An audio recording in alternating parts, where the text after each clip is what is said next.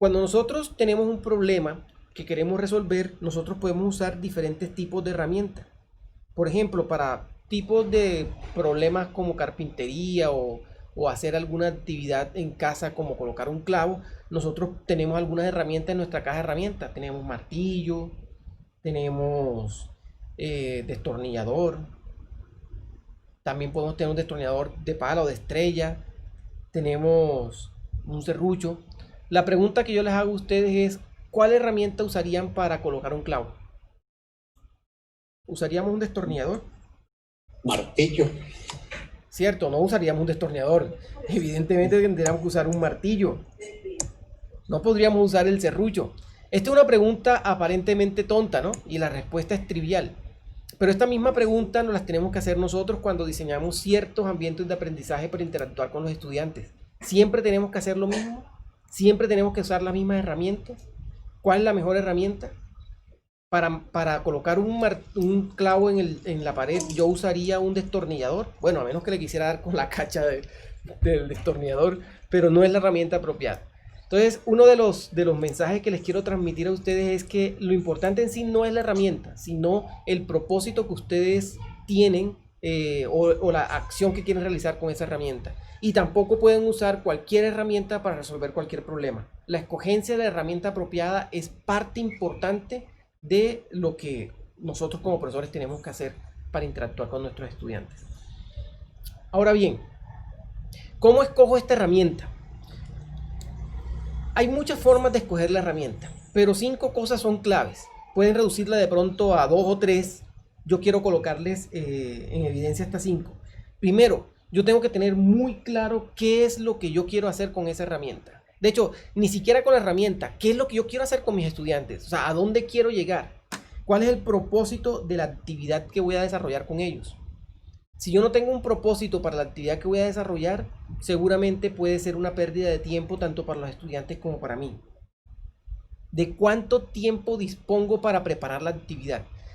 A diferencia de una actividad de una clase magistral donde solamente transmitamos información, si yo quiero que el estudiante esté conectado y esté aprovechando la experiencia de aprendizaje, yo tengo que diseñar la actividad y tengo que saber con cuánto tiempo dispongo para diseñar la actividad, y eso tiene que ser parte del proceso de planeación. También tengo que considerar no solamente cuánto tiempo dispongo para crear la actividad, para prepararla, sino cuánto tiempo dispongo yo para hacer la calificación o la realimentación o ambas cosas a los estudiantes. Yo tengo que considerar estos tiempos porque estos tiempos hacen parte de la actividad. No solamente el tiempo en que yo me encuentro con el estudiante, también tenemos que tener en cuenta el tiempo que yo necesito para prepararla y el tiempo que necesito para responderla a los estudiantes. Y por último, ¿qué herramientas conozco? ¿Qué herramientas puedo yo utilizar con mis estudiantes para implementar esa actividad que quiero desarrollar? Miren que la herramienta quedó en lo último, no es lo primero que yo defino. No es que yo diga, oiga, yo tengo Google Sheets y vamos a hacer una cosa con Google Sheets. O que yo diga, no, yo tengo Blackboard de Microsoft y yo necesito usar Blackboard. No, eso es lo último que yo hago. Lo primero que debo hacer es identificar qué es lo que quiero yo hacer con mis estudiantes, cuál es el propósito de lo que quiero hacer y cómo eso está enmarcado dentro de la asignatura que estoy dirigiendo. Eso es lo primero que tengo que mirar.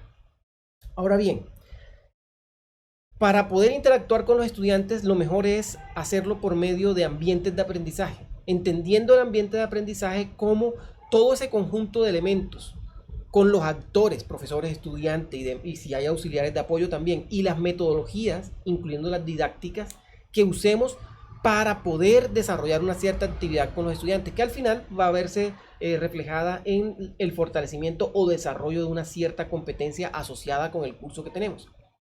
El esquema típico para diseñar este tipo de ambientes de aprendizaje incluye 4 cosas. La información, es decir, el documento o la presentación de lo que vamos a hacer con los estudiantes. Una interacción con los estudiantes donde vamos a interactuar con ellos, donde vamos a explicarle algunas cosas y donde ellos van a interactuar en grupos para realizar la actividad que queremos.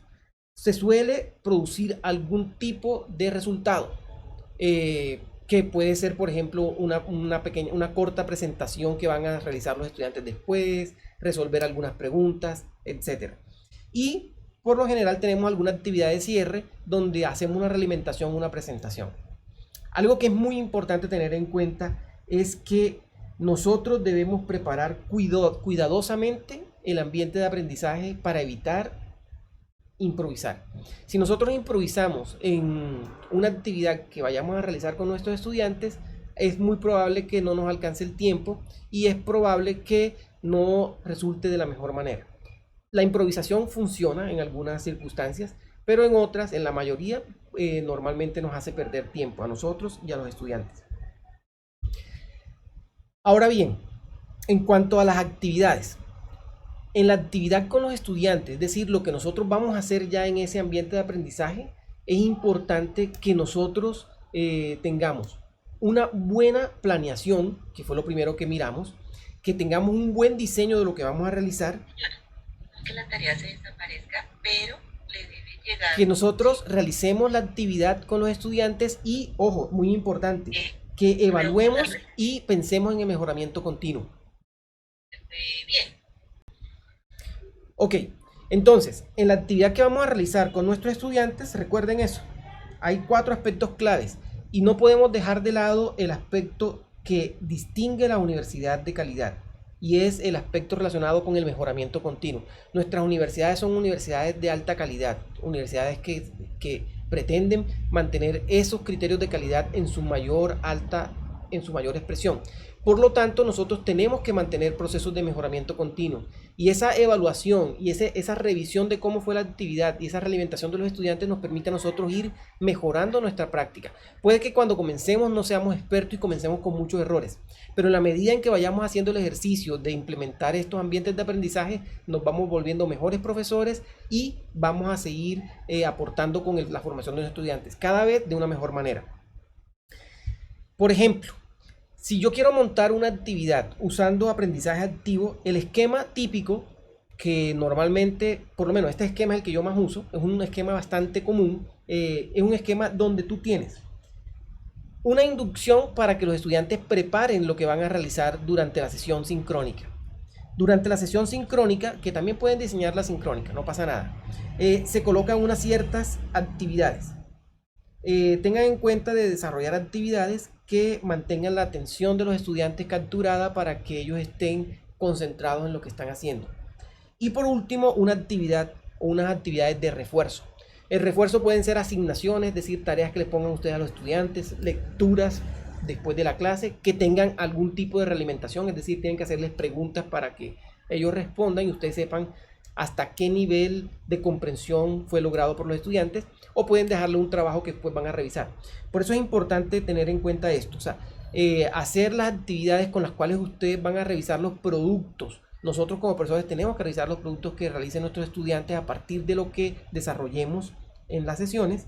Cuando nosotros estas actividades de refuerzo las revisamos y las realimentamos con los estudiantes, estamos logrando que su proceso de formación sea superior y estamos logrando pues a apoyarlos en su formación, en su aprendizaje. El Just-in-Time Teaching como una estrategia para lograr esta interacción entre el antes y durante la sesión es una herramienta que yo les recomiendo, es muy poderosa. Nosotros hemos estado usando Just-in-Time Teaching, se puede usar de muchas formas. Por ejemplo, la sesión pasada nosotros hicimos un trabajo con OBS, pero nosotros no llegamos a instalar OBS en la sesión sincrónica. La actividad antes de la sesión fue instalar OBS. Es un ejercicio de precalentamiento. En la primera sesión que tuvimos, yo les dejé un cuestionario de preparación de sesión donde les hacía unas preguntas sobre qué eran competencias, cuál era el concepto de resultado de aprendizaje y objetivo de aprendizaje. Se pueden hacer de varias formas, también se pueden hacer con foros, con talleres. Esas actividades de preparación de las sesiones son muy importantes para lograr que el estudiante prepare lo que va a trabajar con el profesor, va a llegar con muchas dudas y el trabajo de nosotros como profesor es apoyarlo para que ellos como estudiantes logren resolver sus inquietudes. Pero para nosotros poder apoyarlos necesitamos saber dónde están los vacíos conceptuales de los estudiantes. Y estas estrategias de Just-in-Time Teaching nos permiten encontrar esos vacíos conceptuales de los estudiantes. Entonces vamos a pasar a la actividad que vamos a realizar hoy. Hoy vamos a realizar una actividad en grupo donde nosotros vamos a identificar estos elementos de cómo escojo una herramienta para interacción con los estudiantes. Pero nos vamos a enfocar en la actividad que vamos a querer desarrollar. Podemos pensar en diferentes actividades. De hecho, no tienen que limitarse a solo uno, pueden pensar en 2 o 3 actividades.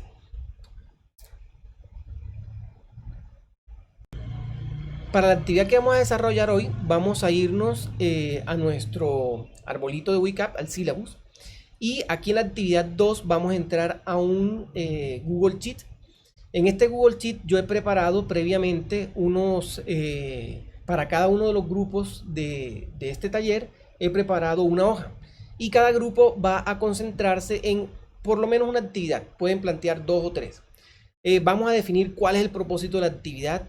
¿Cuánto tiempo tengo yo para preparar esa actividad? ¿Cuánto tiempo tengo yo para hacer la realimentación o calificación de los productos que resulten? Podemos escribir algunas observaciones. Y a partir de este ejercicio que vamos a realizar, donde yo voy a estar pasando por cada uno de los grupos, vamos a poder nosotros planear el diseño, planear el diseño de un ambiente de aprendizaje que podemos nosotros llevar a la práctica con nuestros estudiantes.